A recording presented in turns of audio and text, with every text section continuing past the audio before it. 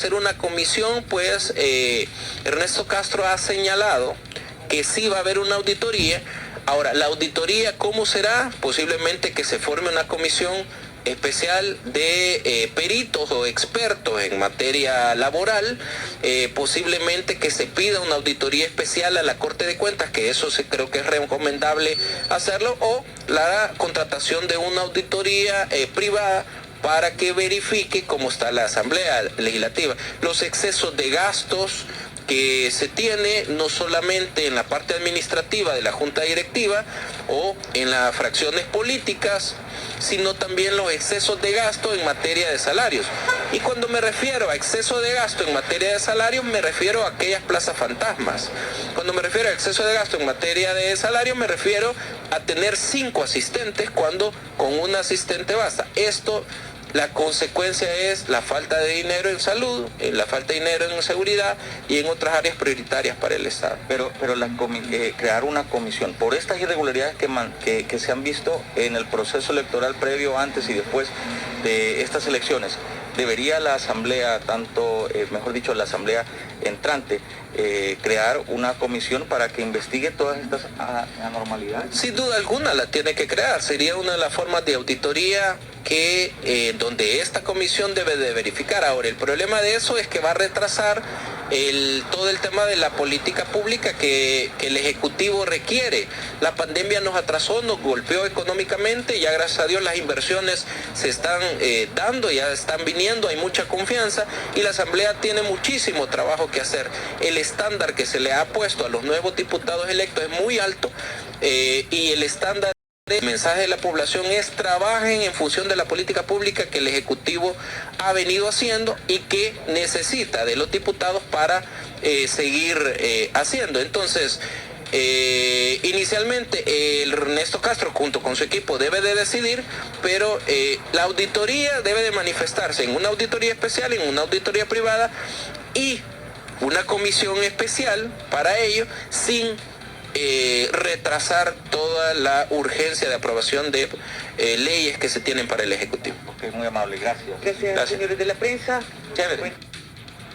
Bien, ahí teníamos ya las declaraciones del asesor jurídico de la presidencia, Javier Argueta, y entre otras cosas hacía aclaraciones en cuanto al tema del FODES Kenia, y él explicaba que hay una sentencia de inconstitucionalidad, la 1/2017, decía que obliga al ministro de Hacienda, en este caso Alejandro Zelaya, a que pondere los gastos públicos y que el FODES se pueda pagar a medida que hayan ingresos, es decir, que si no hay los suficientes ingresos no se puede pagar, y dijo que se están buscando las alternativas y que incluso eso ya se le dijo a la Sala de lo Constitucional. Otra cosa que recapitulaba el asesor jurídico es sobre el tema del trabajo del TSE, y él daba su opinión como jurista y decía que es necesario y que ya hay incluso algunas propuestas sobre la mesa para poder realizar pues una división en las funciones del TSE, que el tribunal se encargue solamente de la administración de las elecciones, pero que haya un ente jurisdiccional que se encargue de aplicar justicia electoral, que son dos cosas bien diferentes. Y es que sin duda hay varios temas a los cuales hay que darle lectura ahora ya con este nuevo mapa político después de las elecciones, y como dice, nuevas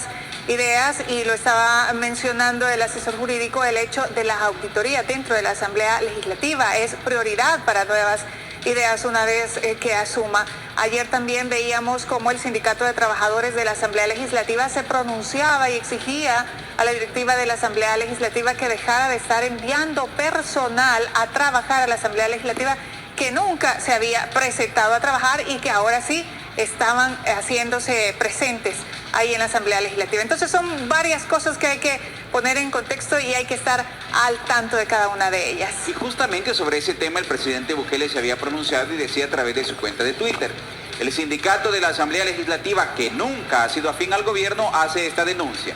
¿Queda alguna duda de lo que están haciendo los diputados?, pregunta el mandatario, y le agrega: definitivamente no les quedó claro el veredicto del pueblo salvadoreño. Por las buenas no van a entender jamás, y adjuntaba justo lo que tú mencionabas. Ahí está. Esa denuncia de Citral, el sindicato de la Asamblea, que había pues exigido a la Asamblea algunas cosas, ¿no? Ahí está, exigimos, dice a la Junta Directiva de la Asamblea Legislativa, que se abstenga de continuar enviando a las oficinas administrativas cantidades de personal que nunca han cumplido funciones en la institución.